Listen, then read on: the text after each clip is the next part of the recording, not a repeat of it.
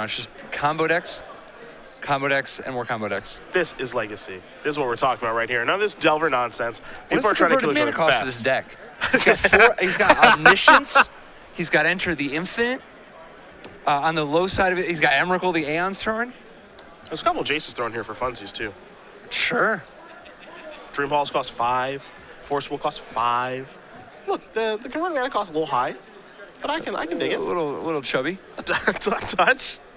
Ian gonna play in Island to start things off here. Henry Freedman on the draw with the Storm deck. Man, Star's done okay in the Open Series this year. Hasn't been anything great. Brian Cook has just done okay, one of the better Storm players. Eric Rill switched back to playing Delver, so Storm isn't the powerhouse in Legacy maybe as much as I thought it was. Here's a Ponder to start things off for Brown. Both these players sitting at 4-1, so a loss for either one of them will likely knock them out of top 8 contention.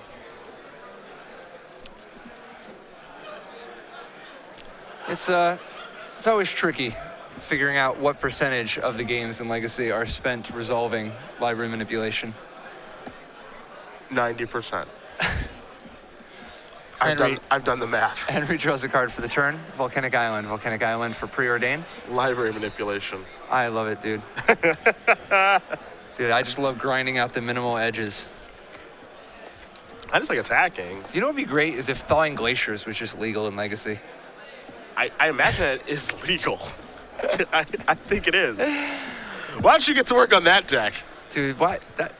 What? Somebody's got to tell Feline. Thawing Glacier and High Tide, man. Oh my goodness. That's where it's at. That's what's real. Let's not forget you get to shuffle when you have top in your deck. Yeah. Yeah, and you just untap your Thawing Glacier with like Turnabout or Frantic Search or Time Spiral. That's just it. That's definitely game. I don't know who's beating that. Thawing Glacier doesn't tap for mana, right? No. Okay. No. In fact, it costs mana to operate. Mm-hmm. And that was like the end-all, be-all card for a while. It was really good. In some contexts. Yeah. I can't imagine. Thawing Glaciers has to be more painful than top. It's not. Thawing Glacier has, no. Not to just be contrarian, but Thawing Glacier at least has the decency to only be activated every other turn. Okay. And you know what you're going for. The amount of time it takes you to search through your deck, get a land, shuffle, you get into a rhythm where you're just doing the same thing every turn. Okay. Top, when you get into a rhythm, it's like, it's just because your rhythm is that you're like asleep, because your opponent's like because every top is different. And sometimes you're supposed to top several times in the same turn just so they don't know. Seriously. I'm not saying you're wrong. Like when you got a counterbalance in play and you're juggling a Croson Grip, you're like, okay, I'm gonna upkeep top. Okay, top again. Yep. Play the game. Okay, top again. Yep. Okay, I draw a card. Yep. I'm ready to draw now. And counter your 3. Freedman is what we like to call in the tank right now, because I think someone has a turn 2 kill and someone does not want to play the turn 2 kill. Just gonna pass Will Henry over to Brown. Brown's got Force of Will in hand. You see some blue cards over there. There's the City of Traders. This is 4 mana and a Jace. There are a lot. You know what? There are a lot of Jaces here this particular weekend. I don't know if it's because you're in Portland, but no, the Jace the Mind Sculptor is a very strong card. This is an abnormally high number of Jaces we have seen this weekend. I challenge you to name 3 stronger cards that are legal in this format. Brainstorm. That's 1, maybe. Maybe. Yeah, that's 1, maybe. Maybe. Force of Will. That's a real dubious one. But let's just for the sake of argument count it. But it's real freaking dubious. Do we want to count those as halves? No. Okay. No, I think that you just can't count either one. Island? No, not even close. How do you cast Jace without Island? I don't know, Volcanic Island? That's an island. No. All right. That is an island. You could ban every single island and Jace would still be busted. Are you kidding? Just tap your Tolaria West. I have no rebuttal. See, you know. There's nothing I can say. No, okay, hold on then. Tolaria West. What about Tolaria West? We have a new format now, No. so here's a Force of Will and a Dark Ritual. All right. Gonna remove a personal tutor. What I'm saying is that all these people talk about how good Force of Will and Brainstorm are. No. I mean, don't get me wrong, they're both broken, but in Standard, when those cards were legal, Brainstorm was not busted the same way that Jace the Mind Sculptor is. Brainstorm just happens to benefit from the design path that the WotC's gone down, where there's just tons of free shuffling and powered formats being highly revolving around assembling certain combinations of cards, and the fact that that the cheaper the spell is, the better it ages in terms of powered formats. Brainstorm is not anywhere close to as powerful as Jace the Mind Sculptor in terms of raw power. This is a preordained, and we know that one's not better. I can't even argue with you on that one. Dude, Preordain is better than Brainstorm in a lot of formats. Preordain is disgusting. Unfortunately, they're just not legal in the same format of any formats where that's true. Yeah. But if you just threw them in, you know. Saw Ian immediately put those 2 cards to the bottom, basically using that to just clear. He passed the turn back to Freedman. Freedman drew. Looks like he's passing the turn back over to Brown, as Henry just has 1 land right now. His attempt to go off was thwarted by a force of will on the Dark Ritual, and now here's another copy of Preordained from Brown, so gonna scry 2, decide what he wants to do with these. Top and bottom. See Ian Brown, a Red Hot Chili Peppers fan. Yeah. Yourself? No, they're fine. I don't know. It's been a little while since they put out anything new, but I really dug some of their tracks. Did you know when they started? Do I know when they started? Mm-hmm. First CD was released. If I were guessing, 1989? 84. 84, okay. They've been around a long time. Yeah, well, yeah. Yeah, assuming that you consider them still around. Yeah, I'd say they're still around. They played the Super Bowl. That counts as around. Super Sage is going to be discarded to the discard cleanup phase there for Brown. So 7 cards. There's a Force of Will among them and a whole bunch of blue cards. Here's a Lion's Eye Diamond. You know who else came out in 84? Might have even been 83, but I think it was 84. Who? 9 Inch Nails, Trent Reznor. That long ago? Yeah, he's been around a long time too, huh? Wow, I actually didn't know that. Here's a Brainstorm. Maybe it was 85. See, enter the Infinite, Dream Halls, and an Island. It might be go time. And very well maybe go time. 2 cards out there. Here's some mana. 3 of it. There is Show and Tell. Yeah, we are making our move as Ian Brown. Shove. And this is a Storm deck. Of course, there will be no counter spells to be worried about here, but Freedman has a whole bunch of black cards in hand. No black mana, so Show and Tell is going to allow Brown to put something in play. He's ready. There's Dream Halls. Yeah, this particular Storm deck, 0 pieces of interaction beyond just having access, just 4 duresses. It's time to enter the Infinites. So the whole deck to the grip. 1 card will have to go back. Dream Halls lets him pitch blue cards to cast blue cards for free. So pitching a Preordain has allowed him to cast a Enter the Infinite for free. Enter the Infinite lets him draw every single card in his deck, and then he gets to put 1 back so that he could theoretically take another turn next turn if he needed it. The main thing he's going to do is he's going to use Dream Halls to cast Omniscience. Omniscience is a lot like Dream Halls, but instead of having to pitch blue cards to cast things for free, you instead just cast things for free. And once you have the ability to cast things for free, you can use a wish and wish for a kill card. In this case, his kill card of choice, Release the Ants. Let's clash. Let's clash. I'll show you Enter the Infinite a bunch, and you will die. Yeah, by putting the 1 card he put back was Enter the Infinite to ensure that he would win all clashes, and then he just releases the Ants until Henry cannot take it anymore.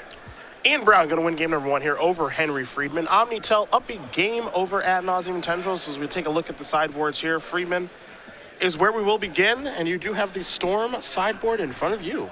By the way, just to give some information, not everybody is familiar with Release the Ants. Yeah. It does a damage, but you get it back if you win the clash. Yeah, if you win the clash, it comes back to the which you hand. always do with Enter the Infinite. Well, we hope so.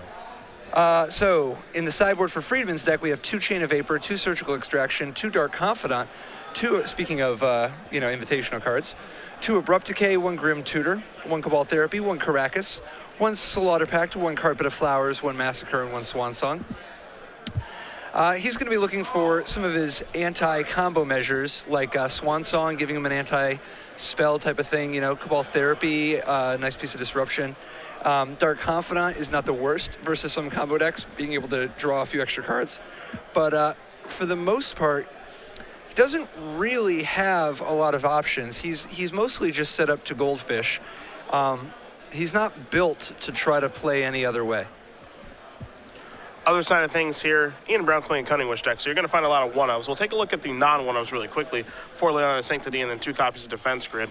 Defense Grid, great, of course, against counter spells, interaction that takes place on your turn. Leilani Sanctity, great against a discard, but actually those things don't really matter very much here. Yes, Freedman does have some access to discard spells, but I don't think we're going to see Brown sideboard that in. As far as the Wish sideboards goes, there's a Snap, a Pact of Negation, a Mindbreak Trap, an Intuition, a Wipe Away, the Release the Ants that we saw, along with a Quicken, a Slaughter Pact, a Ravenous Trap.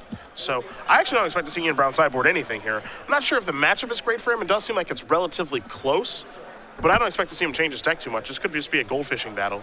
So what do you think about Leilani Sanctity as I guess an option against Storm? Yeah, I don't think it's very good. There's some discard, but not a lot, and you're not going to mulligan towards that card, so I wouldn't want it in my deck.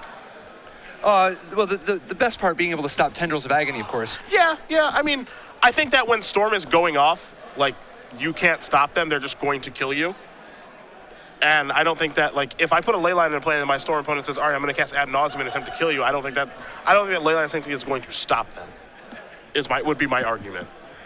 And I'd rather just have, like, a pretty steady streamlined deck. I wouldn't want to change too much. Like, I'm not going to mulligan for Leyline against Storm because I don't think it's going to win me the game. And, like, I can't cast it. So I would rather just kind of be straight and narrow, keep my deck as streamlined as possible, and just try to combo them out early. That would be my plan of the match if I'm Ian Brown. I don't know.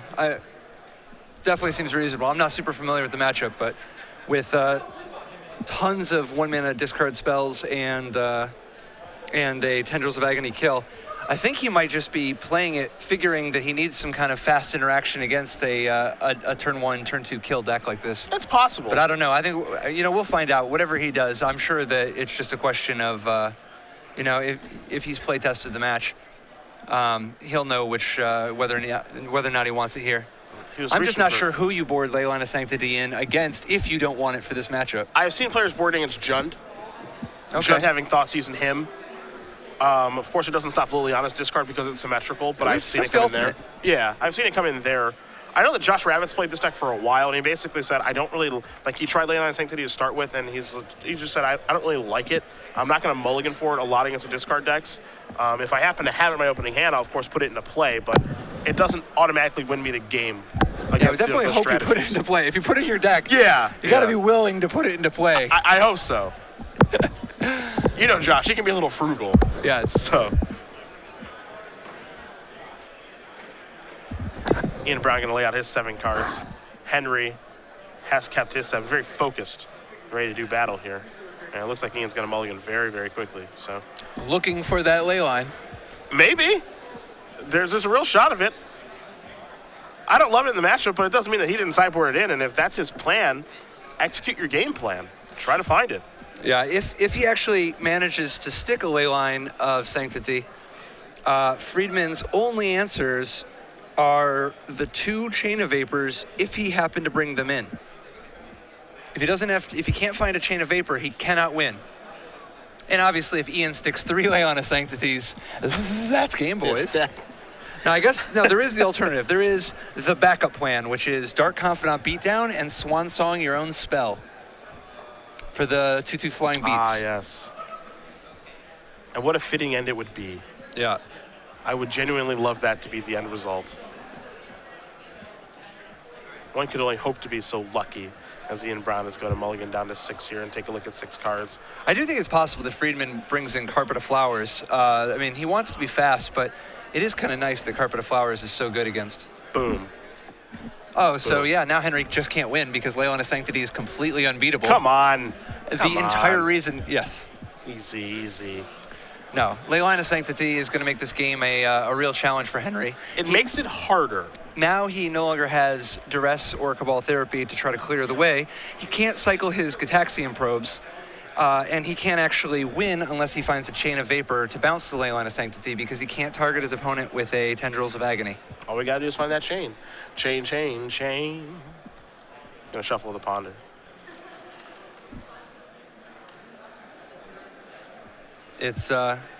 It's interesting.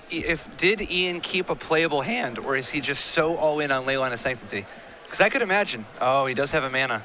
And a preordain. Oh, so everything's just swimming at the moment. He does have preordain in his hand. Another preordain too. Jeez, it's a pretty good mulligan. One card going to go on top. One card going to go on the bottom.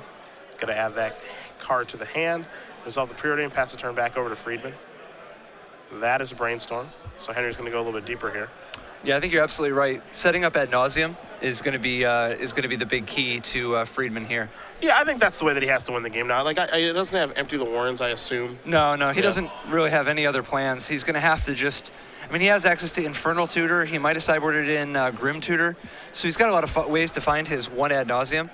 And he does have one Past in Flames in case he has to sort of half go off and then go off again just for library manipulation. Sure. But he needs to assemble the combination of Chain of Vapor and a Critical Mass. Most likely that Critical Mass will be fueled by Ad Nauseam, which is probably the single best way for him to find a Chain of Vapor and actually, have enough tools to win. But, I mean, this is far from over just because literally a single ad nauseum could draw him 15 or more cards and give him all the tools he needs to get out of this. He might just be moving in right now. 2 Lion's Eye Diamond, a Lotus Petal. Here's a Volcanic Island.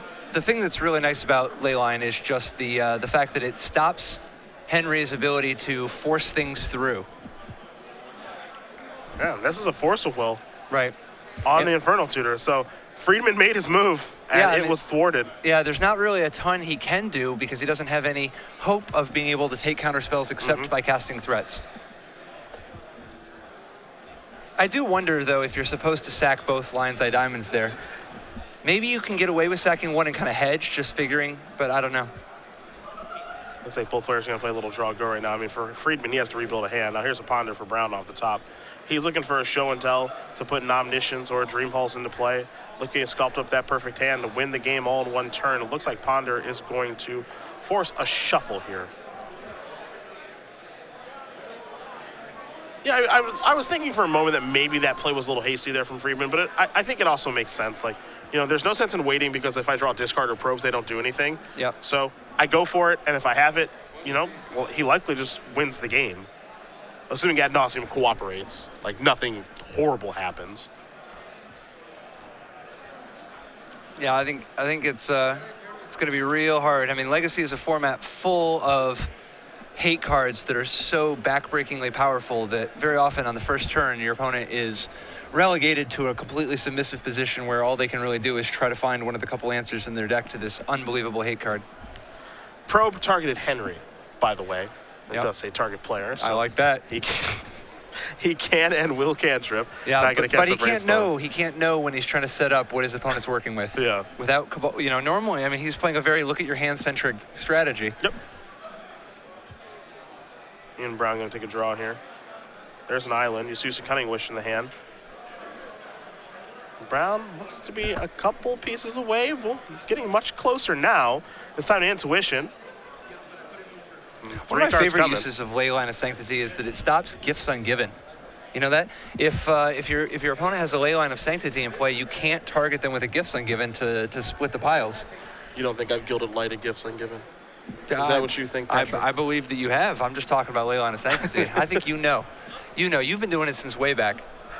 Gilded Light is so hot too, by the way. Gabe Walsh tricked me into doing that. Yeah? Playing Astral Slide, Gilded Lighted Gifts Ungiven, and Extended. Why is that bad? I didn't say it was bad. He just kind of tricked me into playing a bad deck and bad cards. That's all. Yeah, I know the feeling. Mike Long tricked me into playing some atrocious Gaia's Cradle green deck at the Invitational. Why would you ever do that? What kind of green cards do you have? He's a good salesman. Cradle Guard? Albino Troll, Elvish Lyrist. Pouncing Jaguar? Yeah, all that stuff. I loved that deck when I was young. I kind of like this deck now that I'm old. As a Dream Halls is going to allow a Enter the Infinite. All the cards are coming. It's going to be a repeat performance here for Ian Brown. Yeah, Storm is real vulnerable to Force of Will. I didn't think Leyline would be great in this matchup, but it looks like I was incorrect.